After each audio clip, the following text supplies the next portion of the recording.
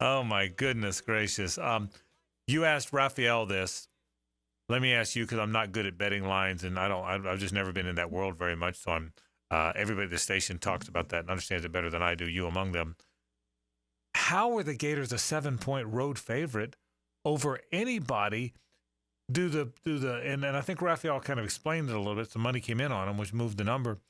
But a 7-point road favorite, if anybody's watched this Florida team, that's incomprehensible. I agree. It's one of the more perplexing lines that I've seen in years. And again, I have watched no Mississippi State, so I will freely admit that.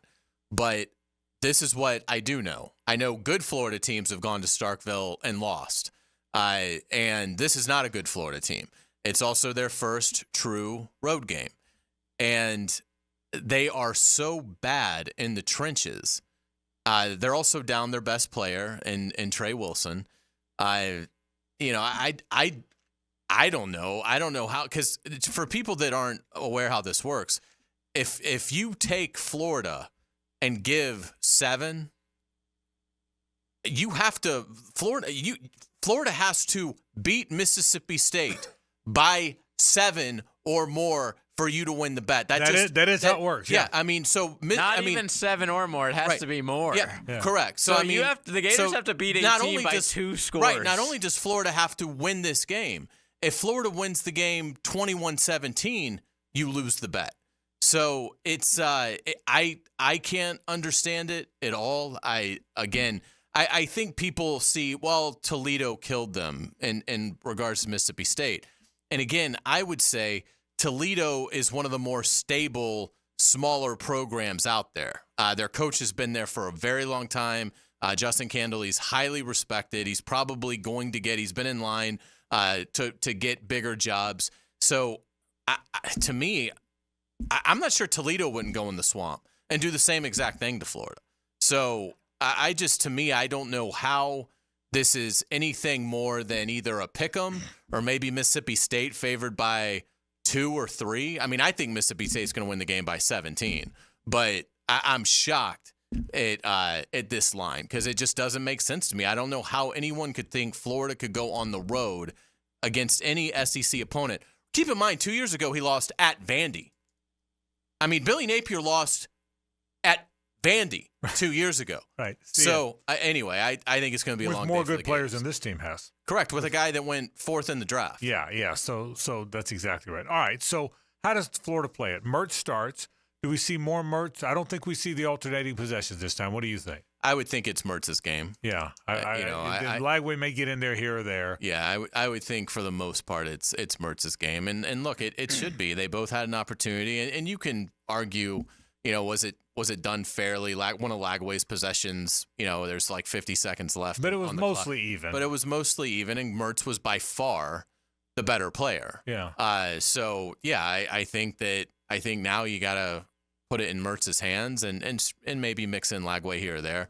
But yeah, I think, again, Billy Napier's not saving his job. It's just a question of, can he delay his firing from Sunday until maybe as late as early December? But that's what this is. I mean, the verdict is in. Billy Napier is getting fired. He is not going to be the coach next year. So, if I was Billy Napier, yeah, I would probably go with the experienced guy in Mertz. I will say, I think it's impressive, how efficient Mertz was. Obviously, he knew the vibe in the building, and he stepped up. Go 12 of 15 and play as well as he played. So it probably should be his game. I'd love to see Lagway, just because I think the more you play Lagway, the more of a chance Correct. you have of digging out of this hole as you move on, assuming you can convince him to stay. But I think it'll be Mertz, and it's hard to argue with that. Yeah. All right. Couple thoughts. If Florida wins the game, I don't think they're going to, but let's assume they win the game. Then they have them now. They're 2-2. Okay. 2-2. They would be 1-1 in the league. They have an off week coming up. Then they play a home game against UCF, who has Colorado the week before. and all the attention that Colorado games always get. Which, no matter how good they are, they get it's an attention-seeking game, or attention-producing game. So let's say they win the next two. I mean, UCF's got a good football team. They're not exactly Ohio State, right? And it's in Gainesville. And again, they're coming off a game with Colorado, and you're coming off an off date. So assume they win the next. A C+ Florida team would normally win that game. Yeah. So let's assume this is maybe a D-. I agree. I agree. But yes, you're right. It's not a difficult putt. Well, if you look, so now you're 3-2. Does he? And the gauntlet follows. By the way, I know that. But if he gets to 3-2, is there more belief?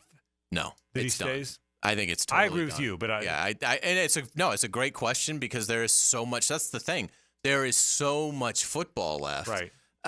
But no, I think even if he beats Mississippi State and UCF, the vibe going into the next game is at Tennessee. Yeah. Correct. Right. Yeah, I think the vibe going in would be that he is still going to get fired. I just don't think at this stage. I don't think the university can convince their fans that this man deserves another year of their attention. Yeah, the problem was, even if you get to 3-2, in my mind, just in my mind, based on what I've seen on the field with this Florida team, the only potentially winnable games would be Kentucky and at Florida State.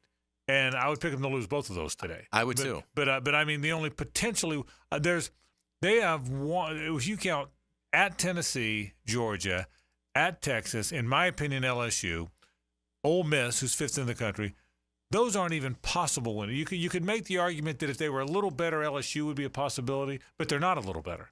So I don't even think any of those games are possible. There's no Trey Wilson, and now there won't be for a while. He elected surgery. I mean, I think he's gone for the year. If he's not gone for the year, he's gone for a while. Who's going to make plays? Who's going to make plays offensively or defensively? If Mississippi State is as bad as everyone suggests, I will say this, and I haven't watched Mississippi State either, but two people that I know well have watched them and said they're terrible.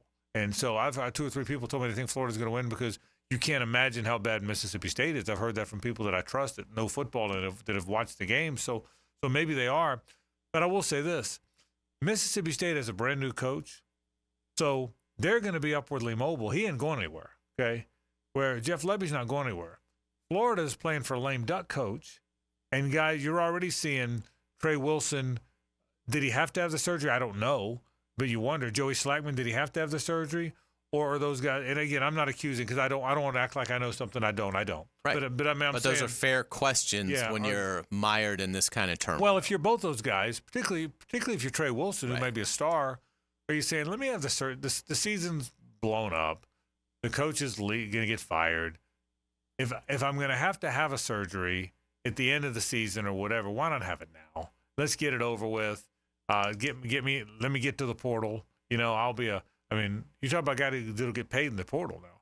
Trey Wilson will get paid in the portal. Mm-hmm. He will really get paid. I mean, if I'm him, aren't you thinking that if you're him? Yeah, I absolutely. Now, I mean, I think you would hope if you're a Florida fan that Florida will reward him from an NIL standpoint, that he'll stay and play for the next coach. But yeah, absolutely. I think if you're Wilson, you can't go into the draft. So obviously it's either stay at Florida or go to go ring chase at an elite college, and we'll see what he says. But it's I know they talk about behind the walls they're all still together. I just can't imagine. I mean, we both went to that school. There's no chance that those players aren't incredibly aware of what is going to happen here. I agree with that. I mean, there is just no chance. They may like Billy Napier. They may still listen to Billy Napier, but there is no chance those players on that campus, as gigantic as it is, there is no chance that they don't know that Billy Napier is getting fired. All right. And again, there's no way he's going to win enough. I think he's at the point now that he'd have to win 8. Yeah. To get the fan trust back, and that's not going to happen. Yeah. Well, that's just it. I mean, I don't think he's going to win 6. Yeah. I mean, I think even their path to bowl eligibility is gone. Fewer than 6, he's not keeping his job, and there's not 6 wins on there. So Hey guys, Taylor Dahl here. Thanks so much for checking out our 1010XL Florida Gators page. If you're looking for more Florida content, subscribe now. But if you're looking for some professional football, NFL content, head over to our 1010XL Jaguars page.